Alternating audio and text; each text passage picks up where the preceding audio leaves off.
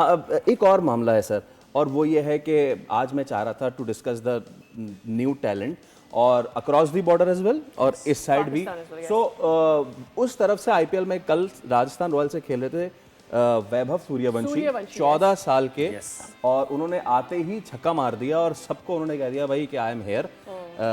तो it's a good talent. By the way आज साद bag खेल रहे थे उसी टूर्नामेंट में अभी रिसेंटली जो हुआ अंडर 19 का, जिसमें Saad Baig was captaining the side, और साद ने आज अच्छी इनिंग्स खेली, अच्छी 20 रन बनाया उन्होंने अच्छे उस वक्त जिस वक्त किसी का बल्ला भी नहीं चल रहा। बिल्कुल नहीं सही चल बात रहा, है। नहीं प्रेशर में आए थे, 4 नंबर पे खेले हैं वो, तो अच्छा स्टार्ट उन्होंने लिया। उसके साथ साथ अली रजा ने कल जो गेंदें कर दी हैं वो आपको अली रजा कैसे याद आ गया?